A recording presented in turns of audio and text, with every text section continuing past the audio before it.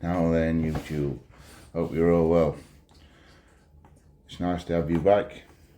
We're going to be doing a bit of a yabo and some VRs and stuff, so stay tuned.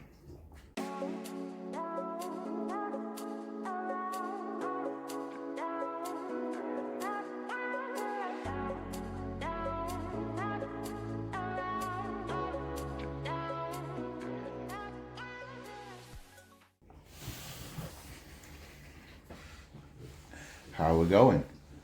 I'd like to start off tonight with a bit of a short story and a shout out to a channel which I know most of you guys have already come across, but for you guys who haven't, this channel, I think he's only done one video so far, but it's showing so much promise, it's unreal. It's a young lad, younger than me, and it was brought to my attention from Dale Piper, and his channel is Rambling Jam, and his first video is entitled Why Young People Are Picking Up Pipe Smoking. Now, I'm not going to say too much to you because I want you guys to go and check him out, but he came out with one statement which, out of a book, which I'm not sure if it wasn't Winston Churchill who initially said it, but I was sort of doing something at the time while I was watching this video and he didn't have my undivided attention, and I heard it, and then it didn't compute to start with, so I stopped the video, rewound it, and I thought, that is so true. That is the situation that we're in now. Now, the saying refers to men, but I honestly believe it refers to women and men, just the same. Obviously, it's an old-fashioned saying. And what he said was, with hard times comes strong men. With strong men comes good times. With good times comes weak men. And it got me thinking, and I think it's happened again, basically. This is its second time round, and it's happened with our generation, and we're on weak times. I honestly do think that some people, they just won't have work anymore, and if you're fit enough to work, in my opinion, you should be working, because there's so many people from my generation that I went to school with who've never even had a job yet, never even tried a job, never even tried it to see if they can do it. But that's another thing, we're not getting into that. But what it got me thinking about is my friend Jack. I guess you've all seen the video of him. He's 96 now. You've all seen me interviewing him and getting a slice of his life, I'm sure. If not, check that video out. But when it made me think, when I heard that statement, that passage, it made me think straight away of him, and it's something that happened to us recently. He's seen so much in his lifetime so far. He obviously went to war, he came back as a policeman, a military policeman. He went in the civilian police, high up as well, but he could actually earn more money as a labourer down the pit, down the mines. So he went down the mines because he couldn't afford not to, and worked his way up to under manager at Silver Hill Pit. But when he was a small boy, there was no cars. They would have been invented, don't get me wrong, but nobody had a car, nobody could afford a car.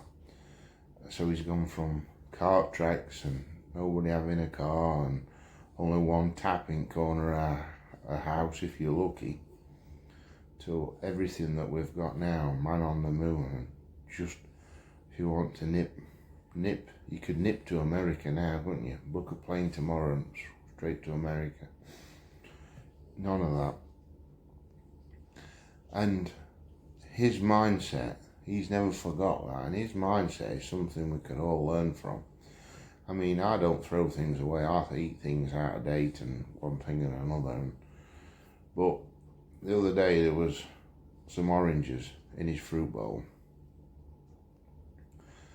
and 3 of them was half grey and mouldy. And I said, didn't you ought to be getting rid of them?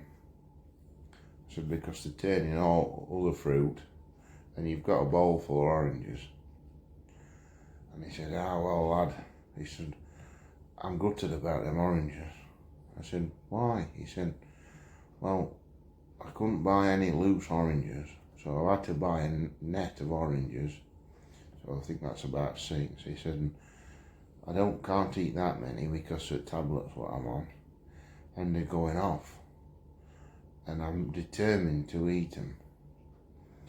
And I said, so I know where you're coming from. He says, well, the thing about it is, these Java, not actually, they were nectarines, not nectarines, satsumas.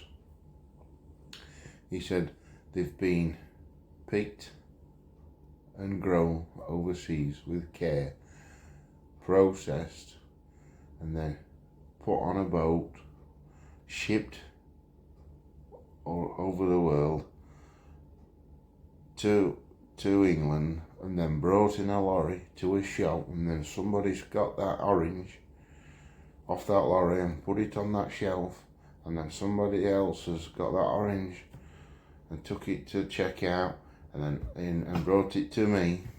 And he says, and I shall not let them oranges go to waste. And I thought, he's right. There's a lot of effort gone into that orange being in his fruit bowl, and that's something that we forget in our throwaway society.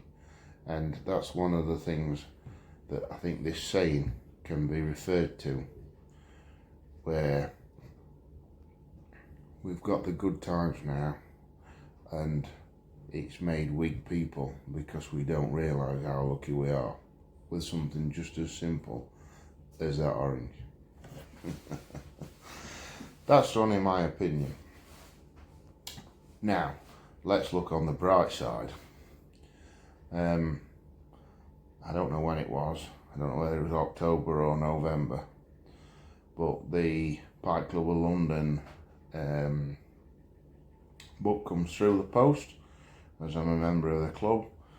Any of you guys who aren't, you should think about it. It's a great club, great meetings, and even if you're overseas and can't get to the meetings, fantastic club, website, community to be part of. So I said to myself, when I joined, which I only joined a year ago, I would buy the Pipe of the Year every year as a memento for however many years I'm going to be in the club for the rest of my life, hopefully. So the first pipe of the year that I bought was the 2022, which was a Vaughan hourglass type shape pipe. And this year's pipe, I was in two minds. I thought, well, I'm definitely going to get it because, you know, I'd like it as a memento. But I thought, I don't think it's up my street. So I deliberated it, and I thought, no, I really like the idea of having a pipe for every year. And I knew it was going to be a good smoker because it was quality pipe. So I placed my order, paid for it, and basically I forgot all about it until the other day. Now I have opened it. The pipe arrives, and I tell you now, I cannot believe it, how much I like this pipe.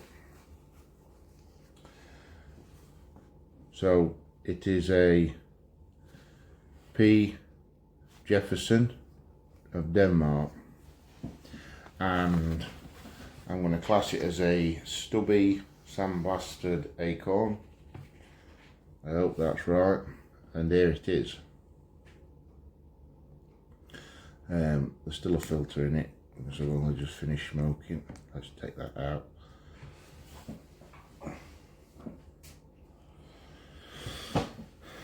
We've got a tiny little stem. Fantastic band, Pipe Club of London, 23.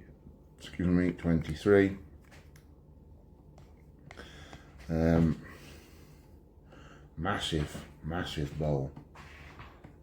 Look at that. Good thick walls.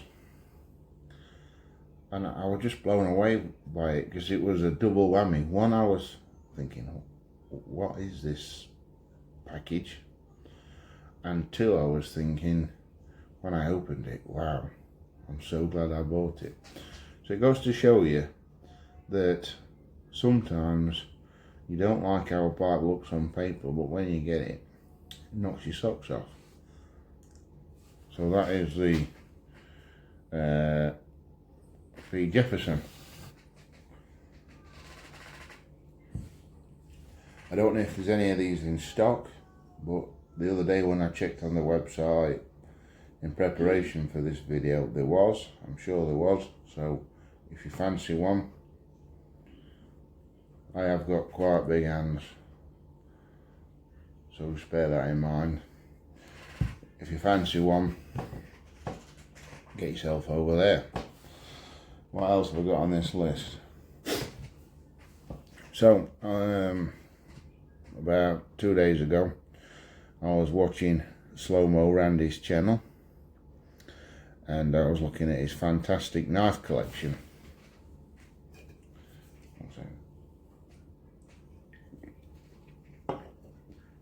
And it then jogged my memory that I was supposed to be doing a VR to his hobbies and talents video, which is over a month ago, and I've still not got round to it. So I'm going to pop that in here, try and be as quick as I can. So basically, my hobbies are, and have always been, well, one's pipe smoking, but that's relatively new. But the main hobby I've got is, well, let's talk about when I was younger. When I was younger, from about age of 10, Jack, who we just spoke about, was 96. And that's how I met Jack. I was into poultry, showing and breeding poultry, game fowl. And that's how I met Jack. I wanted some nice game fowl, and here in England they're sort of hard to get hold of, and at that time nobody wanted to sell you anything that was any good. Times have changed now, it's a bit different, but back then everybody was frightened to sell you any birds that was any good, because they were frightened that you'd then basically beat them. But Jack wasn't like that. Jack knew that for the hobby to continue, we needed as many young and new members as we could. So, because if you ain't got anybody that can buy any birds to get started out, you ain't got any competition, and there's no need to have a show. So that's how I met Jack, and I still have chickens now, but only a few. I